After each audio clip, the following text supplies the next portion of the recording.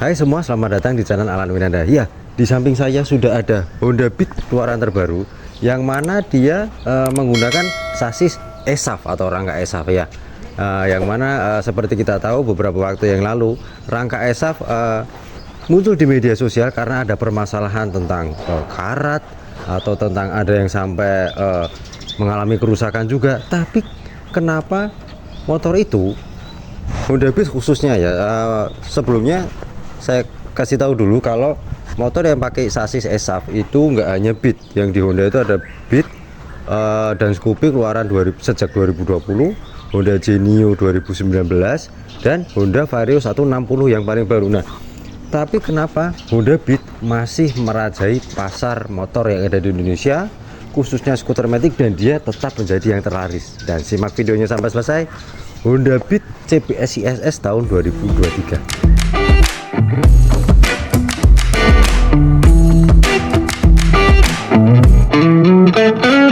I'm feeling it. My bones telling me it's right. It's so different. But when you take me to the light, it's like a cigarette. And I'm burning at your lips. That's so innocent. And you kick it up and now I want. Oke ya, seperti yang saya bilang tadi, Beat menjadi motor yang terlaris di 2023. Masih menjadi yang terlaris, dan dia juga yang paling laris yang ada di jajaran motor-motor Honda. Nah, tentunya hal itu disebabkan karena yang pertama, brand atau merek Honda. Seperti yang kita tahu, Honda sendiri sudah sejak lama hadir di Indonesia. Lebih tepatnya tahun 1960-an, waktu itu ada Honda C100, kemudian C90, C70, dan yang lainnya. Dan Honda itu dikenal dengan motor yang pertama hemat bahan bakar, karena yang lainnya pada waktu itu merek-merek lainnya masih pakai motor 2 tak, mesinnya dia sudah 4 tak. Kemudian pengendaraan yang halus, suara dan getaran yang minim, dan juga hemat bahan bakar serta maintenance yang sangat mudah, serta tentunya spare part yang lebih terjangkau ya. Nah, sama halnya dengan Honda Beat, karena brand itu tadi saking melekatnya di masyarakat, sampai di beberapa daerah yang ada di Indonesia, kayak saya yang ada di Semarang, itu kalau orang mau pergi naik motor pasti bilangnya mau pergi naik Honda. Karena Honda sendiri adalah motor, bisa dibilang motor pertama yang memang dijual di Indonesia dan sudah melekat di hati dan kalangan masyarakat Indonesia. Dan membangun reputasi dan kredibilitas itu tentunya nggak mudah, itu juga berat juga. Nah, itu hebatnya Honda di situ. Kemudian bicara tentang rangka, dengan adanya permasalahan kemarin, kemudian saya baca di beberapa sumber, di situ KNKT dengan Kementerian Perhubungan Darat ya, itu Kementerian Perhubungan dan itu yang Kemenhubdar kayaknya waktu itu. Coba cek di Google aja, saya juga udah baca. Itu sudah melakukan penelitian dan ngecek langsung pembuatan motor itu di pabrik Honda. Yang ada hasilnya adalah sasis itu adalah sasis yang dengan teknologi canggih, dengan teknologi yang modern, buatnya juga susah, dan punya durabilitas yang baik berdasarkan sumber yang saya baca. Nah, memang permasalahan waktu itu adalah karena sasis itu berbahan aluminium. Nah, beda dengan sasis Honda yang konvensional yang lama. Kemudian di dalam lapisan dalamnya sasis itu tidak terjangkau oleh lapisan anti karat atau coating, dan pembuangan untuk airnya yang di bagian bawah itu juga kurang. Nah, KNKT bersama dengan Kemenhubdar itu meminta Honda untuk melakukan optimalisasi pembuatan sasis tersebut, sehingga kedepannya tidak terjadi hal yang seperti karatan dan kerusakan pada sasis Honda tersebut. Dan tidak hanya itu, Honda juga memberikan garansi selama 5 tahun untuk rangka produk motor Honda, dan tidak hanya rangka yang ESAF saja, tapi rangka-rangka Honda yang lainnya atau rangka yang masih pakai besi hulu sasis konvensional ya. Paling tidak itu bisa membuat konsumen Honda menjadi lebih merasa lebih nyaman, tenang, serasa punya peace of mind dalam membeli produk-produk motor Honda. Dan disclaimer dulu, saya tidak di endorse atau disponsor apapun juga di video yang saya buat, serta yang saya sampaikan adalah murni pendapat pribadi menurut saya sendiri. Kalau ada pendapat lain silahkan sampaikan di kolom komentar, kita belajar sama-sama. Dengan garansi 5 tahun itu tadi, itu berlaku sejak motor Honda dengan sasis ESAF dan non ESAF yang diterima konsumen sejak tanggal 25 Oktober 2023 kemarin. Dan ya paling tidak itu kalau kita mau beli motor Honda dengan sasis ESAF atau tidak, itu membuat kita menjadi lebih tenang dan nyaman untuk menggunakannya. Hal berikutnya, selain tadi brand, kemudian reputasi Honda dan juga garansi yang diberikan, setelah saya coba motornya, motor Honda Vario 160, Honda Scoopy yang sudah pernah saya buatkan videonya, juga bisa cek di beberapa video saya sebelumnya, termasuk juga Honda Beat yang paling baru, yang generasi terbaru sejak 2020, yang menggunakan sasis ESAF.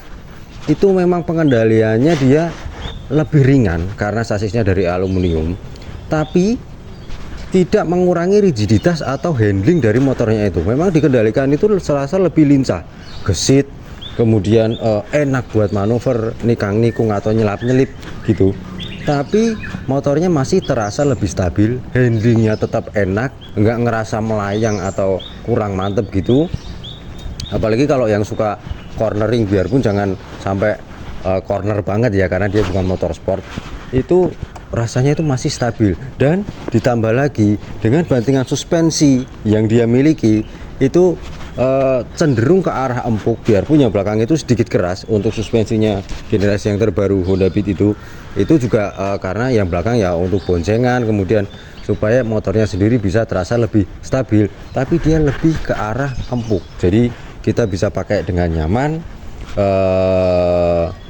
tetap lincah motornya dan gesit, serta posisi duduknya atau posisi berkendaranya itu kalau di Honda Beat yang lama, masih pakai sasis lama, itu rasanya untuk tinggi saya yang 170 cm, nah itu kaki itu memang masih menapak dengan baik.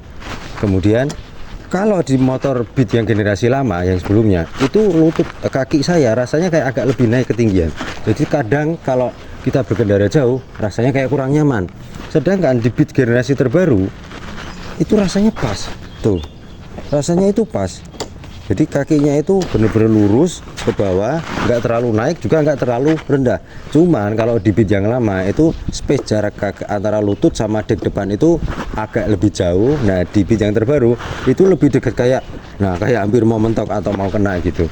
Tapi itu nggak masalah, mungkin itu juga menjadi salah satu kekurangan ya, karena setiap produk itu tentunya ada kelebihan dan kekurangan juga. Dan setelah itu secara desain, motor-motor Honda itu desainnya itu dia itu seperti lebih modern dari zamannya. Contoh Honda Beat yang ada di samping saya, dia simple, nggak banyak desain aneh-aneh.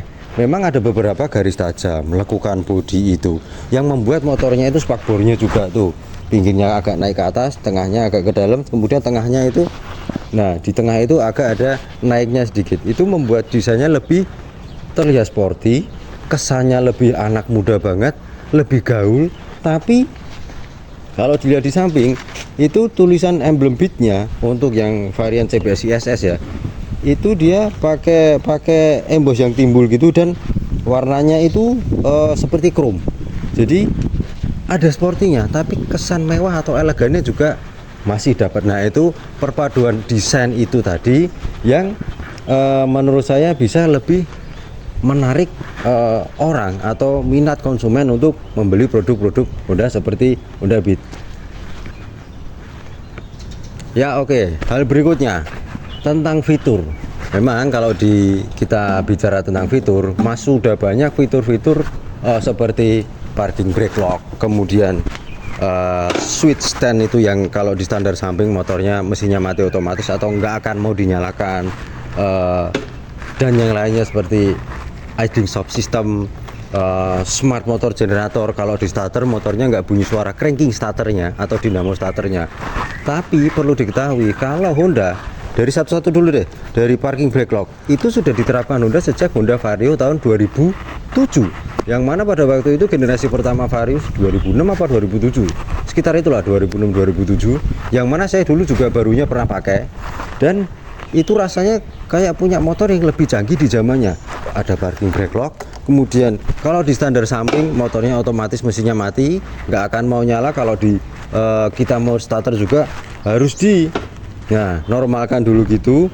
Dan setelah itu di Vario yang Tekno 110 cc karburator juga, itu kalau kita tarik kuncinya posisi udah dikunci stang, dia shutternya itu langsung nutup, jadi akan lebih aman. Nah, kalau kita flashback lagi ke tahun 2000-an, dulu saya saya pernah pakai motor Honda Mega Pro, yang mana kalau belum netral motornya nggak akan mau di starter, baru dia harus netral dulu, atau kalau belum netral harus tarik kopling motornya baru di starter. Nah, itu fitur-fitur safety seperti itu yang diterapkan Honda lebih dulu daripada brand-brand yang lainnya. Juga pun begitu dengan smart motor generatornya. Kalau di starter pasti udah pada tahu lah ya. Nah, itu dulu tahu fitur kayak gitu, saya itu juga kaget. Pertama kali saya punya itu di Vario 125 yang generasi pertama, yang masih Tekno FI itu pencet tahu-tahu motornya nyala, suara mesinnya gitu, itu asik banget rasanya. Dan juga beberapa fitur yang lainnya, seperti di situ ada charger power outlet 12 volt, kemudian idling stop system seperti yang saya bilang itu, kemudian merambah ke CBS atau combi brake system, yang mana kalau kita tarik rem belakang itu ada berapa persen tekanan ke rem depan. Memang nggak sepenuhnya, tetap persentase banyak di rem belakang. Nah, itu untuk mengimbangi pengereman antara depan dan belakang. Kalau lebih paham lagi ya tentunya harus kita tekan dua-duanya.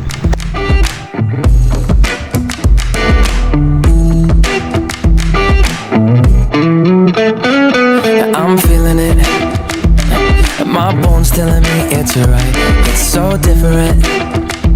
When you take me to the mungkin kalau mau bahas, saya putar dulu motornya. Nah, tuh kan ringan banget loh, yang pakai rangka SA gitu. Oke, kita bahas rasa berkendaranya. Motor Beat itu kalau dibandingkan kompetitornya yang lain itu punya kenyamanan yang lebih. Motor-motor Honda khususnya ya, kayak yang di kelasnya, misalnya yang klasik retro modern, bukan retro klasik ya, retro modern itu ada Honda Scoopy, ada Honda Genio. Yang di kelas compact motor skuter matic itu ada Honda Beat gitu. Dulu ada Vario 110 tapi discontinue. Nah, itu yang punya kenyamanan dibanding kompetitornya. Lawan yang paling berat, yang paling deket tau lah ya, yang logonya kayak gitu itu yang huruf Y itu adalah lebih nyaman Honda.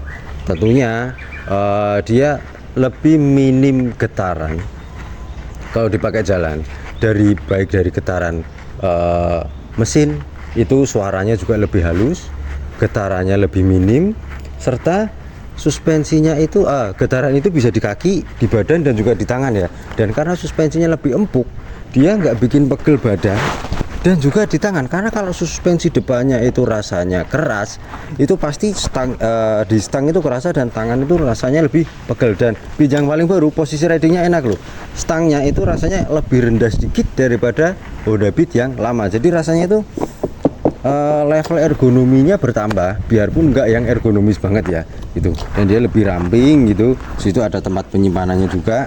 Dan kayak tadi yang saya bilang, dipakai manuver, nikung-nikung, itu rasanya itu ringan, enak banget. Nah, bicara tentang performa mesin, dia 110 cc 4 tak SOHC, single cylinder tentunya, dan pendinginnya belum cairan, masih pakai udara. Dan tenaganya 9 PS, torsinya 9,3 Nm. Memang secara di atas kertas tenaga dan torsinya itu hampir sama dengan kompetitornya dengan mesin 125 cc. Tapi kalau di Honda Beat, penyaluran tenaganya itu lebih halus. Selain suara dan getarannya juga lebih minim, torsinya bawah itu kerasa agak narik, tapi nggak yang menghentak ya signifikan gitu. Sampai di putaran tengah itu linear, hampir rata gitu tenaga dan torsinya, penyalurannya. Dan di putaran atas memang merasa kekurangan tenaga. Tadi saya sudah nyoba seharian motornya, tapi di putaran atas dia beda dengan generasi yang lama. Nggak ngerasa yang underpower banget, dia masih bisa memanage tenaga itu dengan baik, sehingga penurunan tenaganya itu nggak signifikan. Jadi masih bisa kerasa enak lah kalau dipakai di putaran atas atau kecepatan tinggi. Kemudian untuk ya memang displacement itu nggak bohong ya, kapasitas mesin itu berpengaruh, biarpun tenaga dan torsinya di atas kertas itu hampir sama dengan yang 125 cc yang lawannya dari huruf Y itu tadi.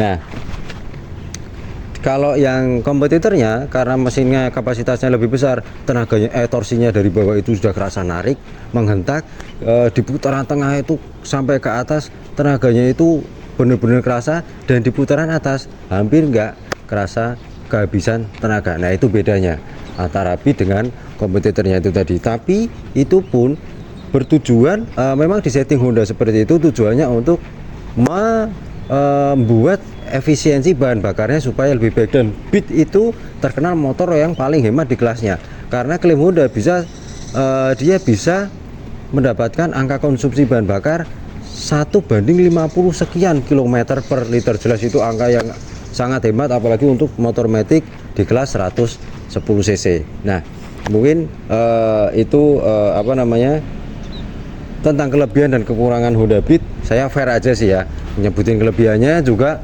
kekurangannya juga, kayak tadi posisi ridingnya itu terlalu dekat, kemudian tenaganya juga agak nggak seperti kompetitornya. Dan dia lampunya itu sudah LED yang depan, sampai lupa kan tadi. Cuman yang lainnya itu masih bolam biasa, lampu sen, lampu belakang. Dan satu lagi yang pengen saya sampaikan, di bagasinya itu kapasitasnya itu 4,2 liter. Tangki bensinnya itu kapasitasnya 4,2 liter. Jelas itu kalau untuk Beat bisa menempuh jarak yang jauh ya. Kalau isi full tank dan kita pakai untuk sehari-hari, atau kalau yang suka luar kota pakai motor. Tapi saya sarankan kalau pakai Beat sih enaknya di dalam kota, karena di luar kota nanti akan terasa tenaganya kurang, karena kapasitas mesinnya juga kecil, tenaganya juga nggak begitu besar. Dan di kapasitas bagasinya itu juga bertambah, dia menjadi 14 liter. Tentunya memang helm belum bisa sampai disimpan di dalam situ, tapi paling enggak dia sudah cukup besar lah untuk motor kelas 110 cc. Dan di situ tadi juga saya bilang ada power outletnya ya itu. Jadi nggak usah khawatir kalau beli motor Honda Beat, karena Honda sudah punya reputasi dan kredibilitas yang sudah terbukti dan terjaga juga dari dulu, udah sejak lama banget ya. Jadi itu tadi beberapa hal singkat aja, nggak usah terlalu panjang, nanti kelamaan durasi videonya. Yang bisa saya sampaikan tentang kenapa Honda Beat itu masih menjadi yang terlaris. Masyarakat Indonesia masih banyak yang suka, masih banyak yang cari baru maupun bekasnya. Kemudian apalagi warnanya ya, pilihan warnanya itu macam-macam. Saya suka itu yang CBS CSS yang warna silver, itu keren banget kalau menurut saya. Nah, tapi dia juga ada varian warna baru, itu namanya green apa gitu loh. Saya agak lupa juga itu, tapi bagus juga loh hijaunya, kayak British Army gitu. Kalau di mobil kayak Mini Cooper itu ada British Green itu namanya, atau British Army Green ya. Kalau di Mini Cooper itu ada warna itu juga, warnanya itu hijaunya itu hijau yang elegan, yang mewah gitu, yang terlihat mahal lah motornya.